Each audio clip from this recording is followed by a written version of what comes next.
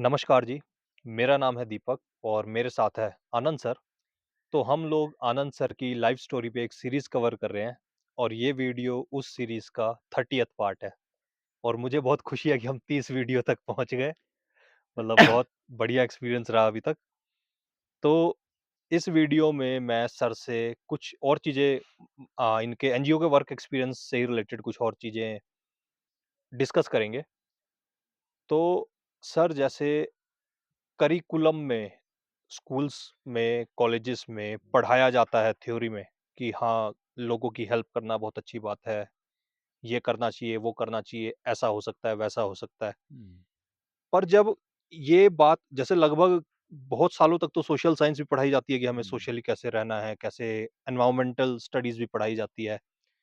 पर in the end उसका use हुँ, बहुत ही हुँ, शायद लिमिटेड लोग कर पाते होंगे। हुँ, हुँ, तो आपका ये सफ़र कैसा रहा? आपने ये सब कहाँ से पढ़ा, कहाँ से सीखा, क्या प्लान्स फ़ॉलो करे हुँ, हुँ, या क्या सिस्टम्स आपने सीखे जो आपने हुँ। फ़ॉलो करे और अब तक जो काम करा? तो मेरा थ्योरी में ज़्यादा रस नहीं रहा। कोई भी चीज़ मैं पढ़ता था तो उसका पैरेलल ढूँढता था कि फिर ये होगा कैसे? अब वो स्पिरिचुअलिटी से भी रिलेटेड अब जो मेरे अनुभव से बाहर की चीज़ है, तो मैं उसको तब ज़्यादा पढ़ता नहीं था। तो अब ये बात शिक्षा पे भी लागू होती है कि शिक्षा की इतनी सारी थ्योरीज़ हैं, मैंने एक नहीं पढ़ी। मैंने कहा ये थ्योरी है, जो हो रहा है मैं पहले उसको देखूँगा। अब तब उसकी थ्योरी एक्सप्लोर करनी हो, भई ये कैसे हो पा रहा है, तब अलग बात है। तो जिन चीज़ों ने मेरी मदद की तो इसमें सबसे बड़ा एग्ज़ाम्पल तो शांति निकेतन का था, एक। दूसरा ये जो कम्युनिटी वाला जो एक्सपीरियंस है तो मेरा कुछ गाँव का था। गाँव में कुछ-कुछ इवेंट्स होते हैं तो उस समय जो कम्युनिटी स्पिरिट जैसे शादी होती है और शादी से बहुत दिन पहले से जो जैसे राशन लानी है वो दूर से मेरे गाँव में जो मार्केट प्लेस था वो 6 मील दूर था। 6 मील दूर से सारी गाँव वाले राशन ला रहे हैं और किसी को कोई पैसा-पूसा नहीं मिल रहा वो क्योंकि वो जो शादी हो रही है किसी भी परिवार में, वो पूरे गाँव की शादी है, पूरा गाँव उसमें शामिल। एक वो एग्ज़ाम्पल था। फिर ये जो कनऊ का केरल का मेरा एक्सपीरियंस था, ये जो ट्राइबल स्कूल, तो बच्चे क्योंकि पहले से ट्राइबल कम्युनिटीज़ से थे, तो वो यहाँ ऑटोमैटिकली एक ऐसा समाज बना पाए, जिसमें कि वही सारी वैल्यूज़ थी, ट्राइबल वैल्यूज़ मतलब एकदम डाउन टू अर्थ, एकदम शेयर्ड चीज़ें और सेल्फिशनेस बहुत कम। जो कोई भी काम है पूरे परिसर में तो वो हर एक का काम है, ये वाला। ये भी मैंने वहाँ देखा और इसके अलावा ये जो एनजीओज़ में मैं जहाँ-जहाँ गया मीटिंग्स में, तो बातें तो बहुत होती है बड़ी-बड़ी। तो शुरू में ही जब मैंने एक एनजीओ जॉइन किया तो मुझे बैंगलोर भेजा गया ट्रेनिंग में, 1 महीने की ट्रेनिंग। वहाँ एक से एक प्रोफ़ेसर आए, प्रेज़ेंट करें सब विकास के बारे में कि ऐसे हो सकता है। एक ने तो बहुत ही बढ़िया बोला, उसने कहा कि रूरल इलाके में और यहाँ पे असेंबलिंग यूनिट है और यहाँ पे यूनिट्स हैं कुछ-कुछ आधा-आधा किलोमीटर दूर, कहीं एक पुर्जा बनता है, कहीं दूसरा, कहीं तीसरा। वो सब यहाँ लाए जाएँगे और यहाँ वो अ, उनकी पूरी मशीन बनेगी और उसने बहुत बढ़िया दिया एक, इससे पॉल्यूशन कम होगा और ये मतलब प्लान क्रिएट करके बताया कि जिससे हाँ, गाँव का विकास भी हो जाएगा और हाँ, कुछ हम डेवलप करेंगे। हाँ। तो थ्योरी तो बहुत बढ़िया थी। मुझे आशा रहती थी कि कहीं न कहीं इसने देखा होगा, क्या पता। हुँ, सम अच्छा। हाँ, थोड़ा-थोड़ा रहता था पहले, ओके, ओके, ओके। शुरू-शुरू में, बाद में मुझे पता चला ये सब थियरी है इनकी। अच्छा। तो मैंने कहा सर ये तो बहुत बढ़िया है, हुँ, हुँ, कहीं हो रहा है? हुँ। आई डोंट नो, मैंने कहा आपने नहीं देखा ना कि नहीं। तो मैंने कहा ये किसके लिए बोल रहे हो आप? ये कौन करेगा? वो उसको बहुत खराब भी लगा कि ये तो मेरा काम नहीं है। तो मैंने कहा आपका काम बस बोलना ही बोलना है। तो मैंने कहा ये ऐसी थियरीज़ तो हमारे पास भी हैं, क्या पता इससे बढ़िया भी हो सकती हैं, फ़ायदा क्या है उसका? जब उसने होना ही नहीं है। होना है तो आप बोलो कहाँ, आप करने वाले हो कि कोई और करने वाला है, कि ये संस्था हम लोगों को बुलाया हुआ है, कई देशों के लोग थे। किसी का है प्लान कि ऐसा किया जाए? अब मैंने कहा और भी आए, आपने ये पेश किया यहाँ तो 1 महीने का है, कई दूसरे भी आए, उनमें से कुछ-कुछ का बहुत बढ़िया था। इसके बाद इसका कुछ कुछ प्रैक्टिकल फ़ॉलो अप होता है कहीं कि नहीं होता? क्योंकि मेरा तो पहला मौका था। सब कहने लगे कि यार तो ये क्यों बोल रहा है? मैंने कहा ये गलत सवाल है। अरे प्रैक्टिकल कहाँ होता है कि बस बात होती है। तो मैंने कहा ये बात सुनने के लिए आए हम इतनी दूर से। तो मुझे बहुत निराशा हुई और ये बात सही थी, जहाँ-जहाँ भी जाओ एक्चुअल जो चीज़ है। एक बार काठमांडू में साहब बुलाया गया, तो मैं तो नहीं जाना चाह रहा था पर वो हवाई जहाज़ से जाना था। मैं कभी बैठा नहीं था। हुँ, हुँ। तो मैंने कहा ये लूसिड ड्रीम में तो मैं बहुत उड़ता हूँ, उसमें और इसमें देखते हैं फ़र्क क्या है? तो हुआ तो 15 ही दिन का है। अब वहाँ भी वही हो, शब्द ही शब्द। तब अंत में वो एक फ़ॉर्म देते थे कि आप क्या सीखे? उसमें ऐसे करके सवाल-जवाब। मैं उसको ऐसे पकड़ता था, ऐसे लिखता था कि the medium is the message, if the medium is words, the message is words, there is no action. 6 दिन जब हो गए तो मेरे पास आई, जो एक लेडी थी ऑस्ट्रेलिया की शायद, वो 6 शीट लेगी मेरी कि ये क्या है? मैंने कहा ये वही है जो दिख रहा है तेरे को, कि ये सवालों के जवाब तो नहीं है। मैंने कहा भई मैं ये बोल रहा हूँ, तुम बोल ही बोल रहे हो। तुमने एक भी एग्ज़ाम्पल दिखाया हमें कहीं? भई इस काठमांडू में इसके बाहर कहीं कोई अच्छी चीज़ हो रही होगी क्या पता? पता किया आपने? तब वो सॉफ्ट पड़ गई कि देखो अब मैं भी कुछ नहीं कर सकती, मैं भी तो जॉब कर रही हूँ, हमें बोला गया है ऐसा-ऐसा करो। अब मैंने कहा भई मुझे तो जॉब करना नहीं है, मैं तो अभी एक्सप्लोर कर रहा हूँ कि ये चक्कर क्या है ये एनजीओज़ का और कौन लोग फंड करते हैं और क्यों करते हैं जब कुछ हो ही नहीं रहा। तो सब जगह मैंने देखा कि ये अच्छा एजुकेशन के बारे में जहाँ-जहाँ ये डिस्कशंस होती थी, नेगेटिव बहुत। ये नहीं है जी, ये नहीं है जी, ये नहीं हो रहा है, वो नहीं हो रहा, वो नहीं हो रहा। अच्छा, क्या होना चाहिए? सबके लिए एजुकेशन। कौन से वाली एजुकेशन? यही वाली, जो हैवान पैदा कर रही है, जो सुसाइड की तरफ ले जा रही है बच्चों को, जिससे ड्रग्स ले रहे हैं बच्चे, ये मेंटल टेंशन है। यही शिक्षा की कोई बड़ी बेहतर शिक्षा? समाज कहाँ से अच्छा बनेगा? तो ये बड़े-बड़े सवाल थे और इनमें फिर तब 2 चीज़ें मुझे लगी कि जो हम कर सकते हैं।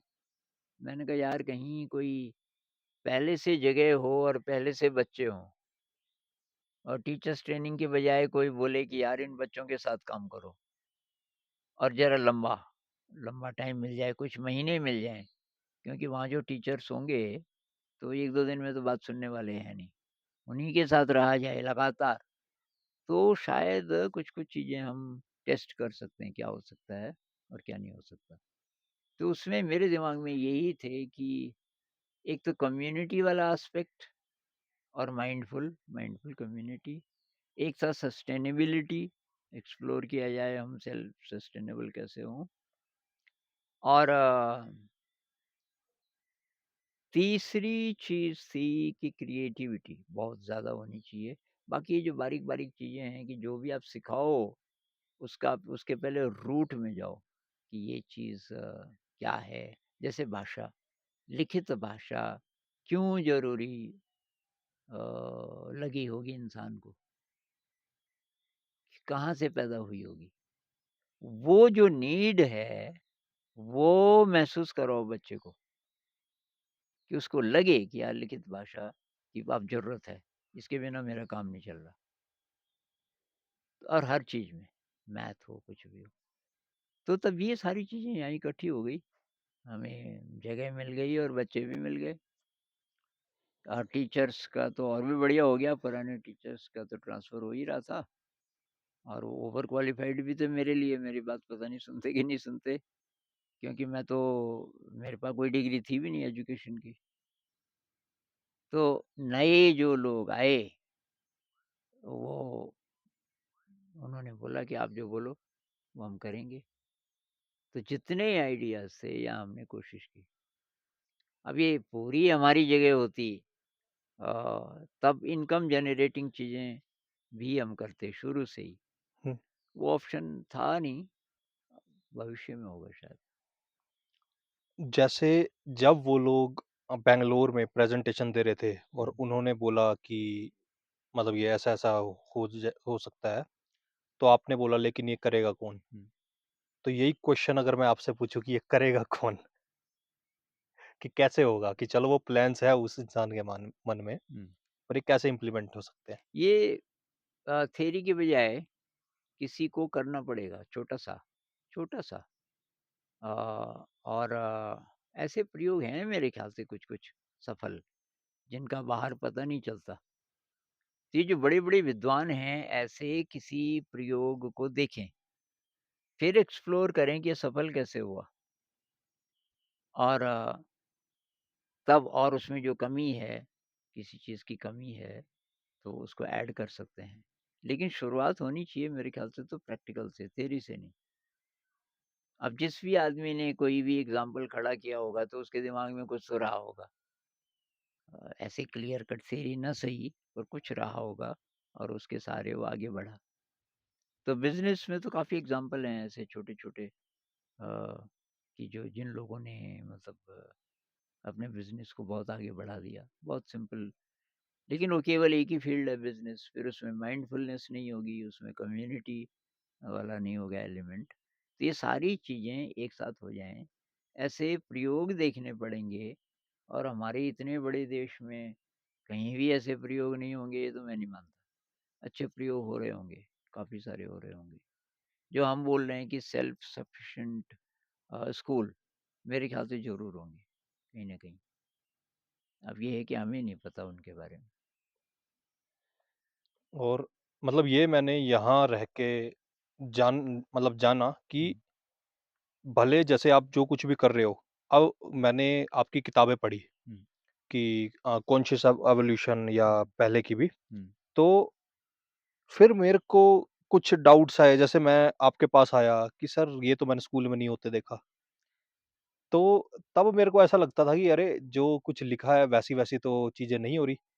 फिर सर ने ही मेरे को ये बोला कि हाँ, ऐसा हो सकता है कि जो कुछ लिखा है 100% ना हो रहा हो। हुँ, हुँ, पर मुझे मतलब ये समझ आया कि ठीक है, चीज़ें बिल्कुल परफेक्ट नहीं हो रही होंगी, मेबी वो 50% के ही लेवल पे हो हुँ, रही हो। हुँ, हुँ। पर वो ही 50% बहुत डिफरेंस ला डाल सकते हैं। मतलब ला पा रहा है, हुँ, बहुत डिफरेंस डाल दे रहा है। हुँ, हुँ, अदरवाइज़ जिन स्कूल्स में ये 50% भी नहीं है, वहाँ हुँ, और यहाँ पे मतलब हुँ, ज़मीन-आसमान का फ़र्क है। हुँ, हुँ, और जैसे सर ये जो भी मतलब जो भी ये इंस्टीट्यूशंस हैं, चाहे वो हुँ, स्कूल हो, चाहे हुँ, मतलब जो भी हमें लग रहा है कि इम्पैक्टफुल काम कर रहे हैं, हुँ, स्कूल्स हो, हुँ, हॉस्पिटल्स हो, एनजीओज़ हो, हुँ, तो इन्हें ऑपरेट करने के लिए फंडिंग तो लगती ही है। हुँ, हुँ, हुँ, तो आपने मेरे को मतलब कुछ ऐसे इंस्टांसेस भी बताए कि जब हमारे पास ऑप्शन थे कि फुल फंडिंग के, हुँ, हुँ, कि तुम ज़िंदगी भर के लिए सॉर्टेड हो, हुँ, हुँ, बट फिर भी वो फंडिंग मना कर दी गई। हुँ, हुँ। तो ऐसा क्यों रहा? ऐसा है ना कि जो बाहर का कोई फंड करेगा, बाहर का मतलब जिसको पता नहीं आप क्या कर रहे हो और जो उसका हिस्सा नहीं है। अब एक तो प्रैक्टिकल एक चीज़ है कि कल उसको ना लगे अच्छा, अचानक बंद कर दे, आप डिपेंड भी हो गए उसके पैसे पे। तो तब यहाँ बहुत चीज़ें गड़बड़ा सकती हैं क्योंकि तब तक आपको उस पैसे की आदत पड़ जाती है। उसके हिसाब से आप चलना शुरू कर देते हैं। अब अगर वो अचानक बंद हो जाए, तो फिर प्रॉब्लम आएगी। दूसरी बात कि ये मेरी तो थिंकिंग के खिलाफ है कि पैसा ऐसे सोर्स से आए जिनको आपके बारे में ढंग से पता नहीं है। जो भी पैसा देने वाला है वो यहाँ रहे पहले, देखे अच्छी तरीके से, उसको पसंद करे और तब पैसा इस तरीके से दे कि उसकी कोई कंडीशन ना हो और कब तक देगा, नहीं देगा ये भी बता दे कि भई मेरे पास ऐसा-ऐसा है और ये बस आपका हो गया पैसा, मेरा कुछ लेना-देना नहीं। अगर उसकी कोई न कोई शर्त है बोलता है जी एक रिपोर्ट लिख दो, बीच में कहता है कि ये कर दो, कितने बच्चे हैं जी लिस्ट। भई तुमको इसकी क्या ज़रूरत है? तुम तो फिर उसी तरह बोलने लगे ना जैसे तुम अथॉरिटी हो। तो जो फंडिंग सोर्स है, आपके ऊपर अथॉरिटी ना बन जाए, उससे आपकी एनर्जी कम होगी और आप जो कर रहे हैं वो फ्रीली नहीं कर पाओगे। इसलिए मेरा तो मानना है कि आप जनरेट करो। जैसे यहाँ शुरुआती दौर में हमने टीचर्स ट्रेनिंग की, अब हमारा पैसा था, तो हमारी मर्ज़ी है कैसे हम खर्च करें, हमको फ़ी दी गई है हमारे काम की। तो वो जब तक चला, अब अभी जो दोस्त लोग मदद कर रहे हैं, अब वो कब तक करेंगे पता नहीं। तो बीच-बीच में उनकी भी कुछ होती हैं रिक्वायरमेंट्स कि जी कितने बच्चे हैं, दोस्त लोग बोल रहे हैं कि कितने बच्चे हैं, क्या रिज़ल्ट चल रहे हैं, ये है, वो है, वो हमें अच्छा नहीं लगता कि भई आप यहाँ हो, यहाँ आके पता करो और अब तुमको लिख के दो, क्यों? ये तो अथॉरिटी वाली बात हो गई ना एक तरीके से। तो फंडिंग सोर्स अगर तो ऐसा है कि कोई हाथ जोड़ के दे दे कि जी आप अच्छा काम कर रहे हो, ये पैसा है, हम हिसाब दे देंगे उसका। हम बोलेंगे भई कि इसका हिसाब हम देंगे, इतने पैसे हुए, ऐसे-ऐसे हमने खर्च किया। उसमें आप अपने सुझाव भी रख सकते हो कुछ-कुछ। लेकिन अथॉरिटी कोई बन गया तो वो उस काम को खराब करेगा। वहाँ कई चीज़ें वीक पड़नी शुरू हो जाएँगी, ये मेरा मानना है। और मतलब इस तरीके के काम करने के लिए just like to become a good teacher, हुँ। पूरे इंडिया में लगभग एक कंडीशन रख दी गई है कि अगर आपको स्कूल्स में पढ़ाना है तो आपको बीएड हुँ, वगैरह करना पड़ेगा, कुछ जो टीचिंग के कोर्स हुँ, होते हैं। हुँ, हुँ। तो आपको क्या लगता है कि वो 2 साल का कोर्स या वो सर्टिफ़िकेट क्या किसी टीचर को उस काबिल बना देगा कि वो बच्चों के साथ काम कर सके? बिल्कुल नहीं, बिल्कुल। ये तो सबको पता है, हैरानी की बात ये है सबको पता है, ये फालतू की चीज़ है, इससे टीचिंग में कोई फ़र्क नहीं पड़ता और इससे कुछ लोग पैसा कमा रहे हैं बस। जो लोग ये बीएड का सर्टिफ़िकेट और वैसे भी दे देते हैं, आप हाँ, मैं कुछ भी मेजॉरिटी मैंने जितनों को जाना है, हाँ, जिन्होंने बीएड करा हुआ है, हाँ, सबका घपले का ना तो है। ये जब सबको पता है, सरकार को भी पता है, इसको यार वो हम ख़त्म क्यों नहीं कर देते? किसी को भी ले लो पढ़ाने के लिए, आप टेस्ट ले लो, भई कि जो 5 तक अगर पढ़ाना है, कक्षा 5 तक, तो 8 पास, 10 पास बहुत है, इतना भी जिसने किया हुआ है कि भई एक जनरल टेस्ट होगा और वो उसमें जो निकल जाएगा उसको हम टीचर मानेंगे। ऐसा भी वो कर सकते हैं। तो ये तो बिल्कुल भी और हम इसीलिए हमने शुरुआती दौर में कोई बीएड होता था, मैं बोलता था भाई साहब आप गलत जगह आ गए, पैसा है नहीं यहाँ। पर वो ये भी अगर बोलता कि पैसा नहीं लूँगा, हम तब भी ना लेना चाहते थे, कि इसके दिमाग में तो भरा होगा कि मैं पहले से ट्रेंड हूँ। तो जो ज़्यादा पढ़ा लिखा है एक बार एक आया मैथ एमएससी गोल्ड मेडलिस्ट और उसके साथ किसी की चिट भी, मैं तो किसी की रिकमेंडेशन मानता नहीं था। लेकिन यहाँ के जो हमारे सबसे सीनियर थे कि भाई आनंद इसको तो लेना ही लेना है, देखो गोल्ड मेडलिस्ट है, एमएससी है। वो तो कि कोई अपने दोस्त का बेटा है और कुछ टाइम देना चाहता है। मुझे तभी खटक गया। मैंने कहा यार ये चिट का क्या मतलब? अब वो आके तो उसको पता चला कि इस आदमी ने तो ज़्यादा मैथ्स पढ़ी नहीं है, तो ये क्या टेस्ट लेगा मेरा? अच्छा, हाँ, तो उसको पहले से मैंने कहा भाई साहब ये हम प्रैक्टिकल कोशिश कर रहे हैं प्रैक्टिकल ढंग से पढ़ाएँ। हाँ, हाँ, कि मैंने सुना है कि अच्छा कर रहे हैं आप। तो मैंने कहा अब मैं तो आपका क्या टेस्ट लूँ? आप तो एमएससी हैं। पर एक जैसे एक सवाल है, तो मैंने कहा आप कोशिश कीजिए। सवाल ये है कि तो मैं एक चींटी लाया पकड़ के बड़ी-सी। ऐसा खुली छत थी, तो मैंने बीच में चींटी को रखा। मैंने कहा जैसे ये चींटी की स्पीड क्या है पर मिनट? 1 मिनट में एवरेज इसकी क्या स्पीड होगी ये पता करना हो, तो मैंने कहा ऐसे सवाल हम कोशिश करते हैं। हाँ, हाँ, सुना है मैंने कि बहुत बढ़िया। तो मैंने कहा आपको कितना टाइम लगेगा? अच्छा ये मेरे लिए टेस्ट है? हाँ, मैंने कहा ऐसे समझ लीजिए, कितने टाइम में आप पता कर लोगे कि इसकी एवरेज स्पीड क्या है, 1 मिनट में मतलब ये कितना चलती है। मैंने कहा ये कोई सवाल है, 2 मिनट का भी नहीं है। तो मैंने कहा आपके लिए आधा घंटा।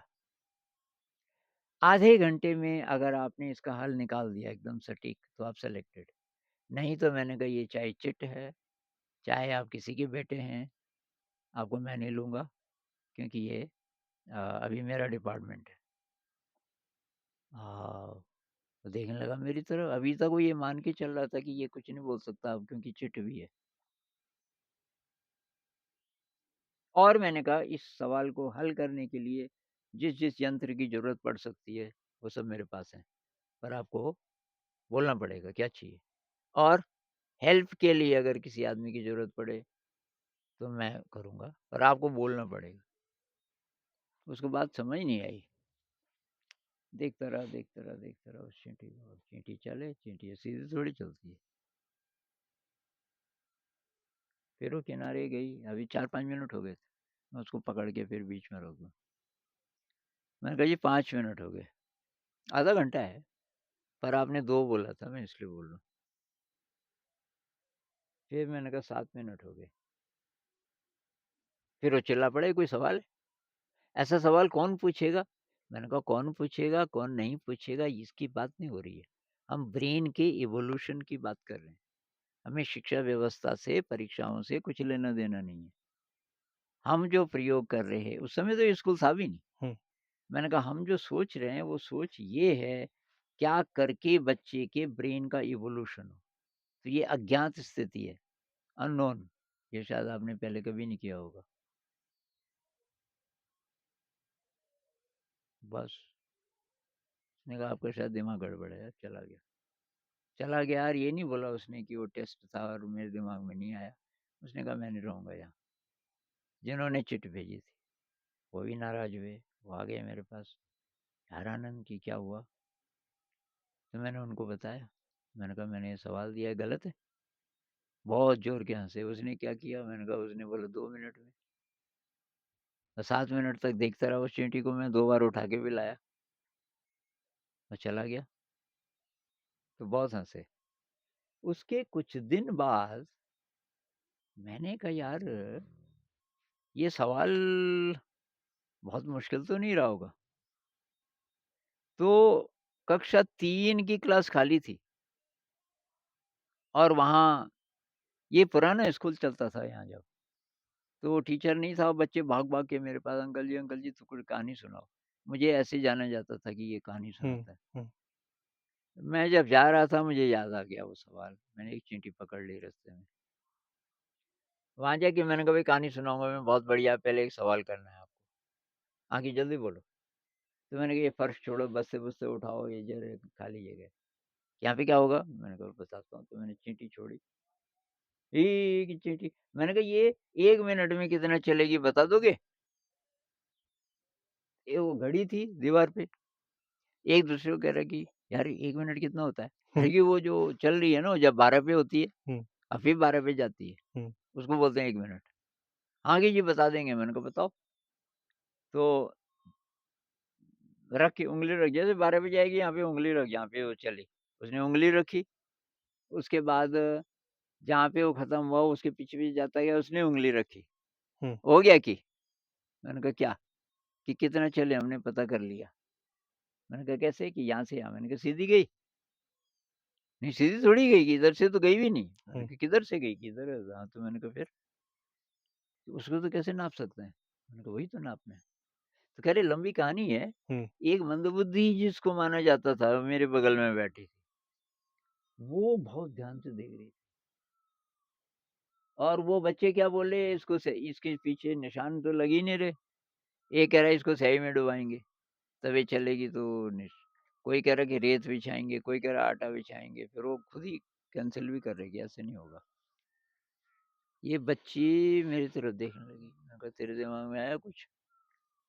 सर जी कि अगर चॉक से निशान लगाएँ इसके पीछे-पीछे। अभी मैंने कहा इसके सबको मैंने कहा, "अरे भाई ये बता रही है।" "अरे सर जी कि ये तो बुद्धू है।" मैंने कहा, "खबरदार! बुद्धू नहीं, ये सबसे ब्रिलिएंट है।" मैंने कहा, "ये बोली चॉक से।" अरे! ये तो दिमाग में, तो फटाफट उन्होंने ऐसे निशान लगाया। हो गया कि? मैंने कहा क्या हुआ? ये आपकी बिल्कुल इसी रास्ते गई। मैंने कहा कितना सेंटीमीटर चली? किसको नापेंगे आप? मैंने कहा नापो। स्केल निकाला। मैंने कहा एग्ज़ैक्ट स्केल स्केल से कैसे नापोगे तुम? फिर सोचने लगी। फिर इसी बच्ची ने बोला कि अगर धागा फिट करें इसके ऊपर, फिर धागा सीधा करके। तो मैं शायद डिस्ट्रैक्ट हो गया। सवाल क्या था आपका? पता अब नहीं। तो मैं बोल ही रहा कोई बात हूँ नहीं, कि इसी को कंटिन्यू ये करते हैं जो हम। बात बीएड वगैरह की हो रही हुँ, थी, हुँ। कि ये जो थ्योरेटिकल नॉलेज है ना, दिमाग बंद कर देता है आदमी का। और बहुत बार तो थ्योरेटिकल भी नॉलेज नहीं होती लोगों को। बीएड वगैरह में जो विद्वान हैं, ये पियाजे है, ड्यूरी है, वगैरह-वगैरह है, और कौन क्या कह रहे हैं एक्चुअली, गहरी बात क्या कह रहे हैं, तो ये भी नहीं बता पाएँगे जो स्टूडेंट्स हैं। लेकिन उसकी ज़रूरत नहीं है।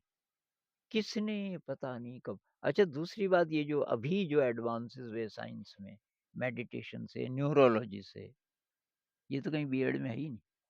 बीएड का जो सिलेबस है वो 50 साल, 60 साल पहले के जो विद्वान हैं, उन्होंने जो बोला होगा।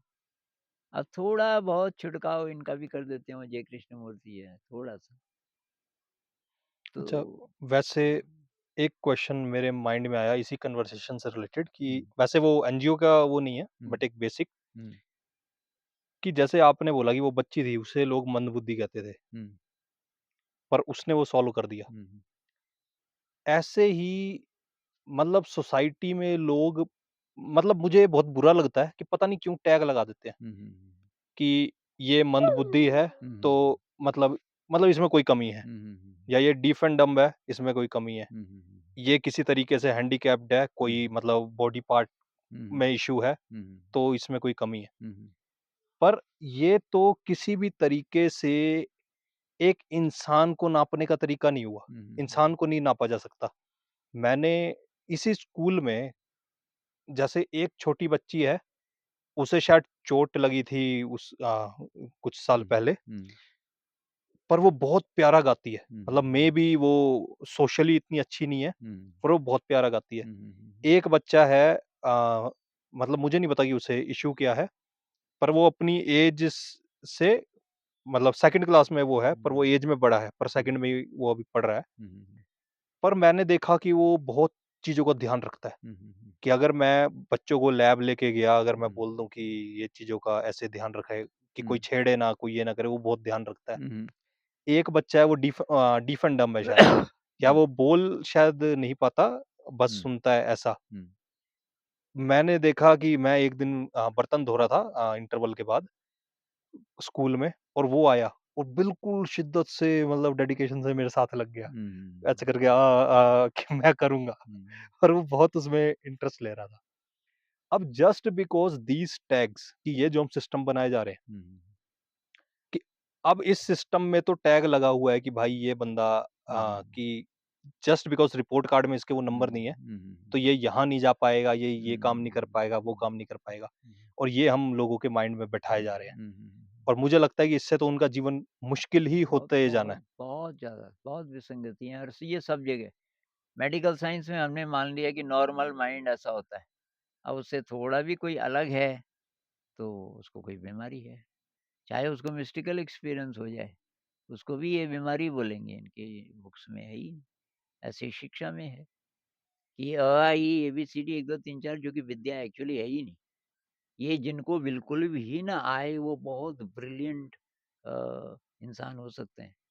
अ, मतलब मैं ये नहीं कह रहा हूँ कि इसके आने से ब्रिलियंस कम हो हुँ, जाएगी, हुँ। लेकिन ये ब्रिलियंस का मापदंड नहीं है।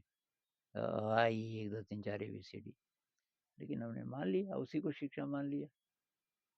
इस चीज़ को आपको क्या लगता है, क्या ये चेंज हो सकता है? बिल्कुल। अब ये डिपेंड करता है उन लोगों पे जो ऐसे स्कूल में टीचर्स हैं जहाँ फ्रीडम है। ऐसे स्कूल्स हों जहाँ, तब तो मैं बोल रहा हूँ ना, मैनेजमेंट नहीं होना चाहिए। आप ही मैनेजमेंट हो। सबसे सफलतम प्रयोग वो होंगे जिसमें आप ही हो सब कुछ स्कूल के, और आप समझदार हो, और ये सारी अवेयरनेस आपके अंदर है कि भई ब्रेन के इवोल्यूशन के लिए क्या-क्या कंडीशंस हैं जो हम क्रिएट करें हमारे लिए, एडल्ट्स के लिए, टीचर्स के लिए और फिर स्टूडेंट्स के लिए। तो एक सारी वाइब्रेंट माइंडफुल कम्युनिटी बन जाए और उसमें किसी का कोई प्रेशर ना हो। और एक बहुत बढ़िया बात ये है कि प्राइवेट स्कूल में कोई गवर्नमेंट का इंटरफेरेंस नहीं है। कक्षा 8 तक कोई बीच में कोई ऑफिसर आकर के नहीं बोलेगा कि ये क्यों पढ़ा रहे हो, ये नहीं पढ़ा रहे।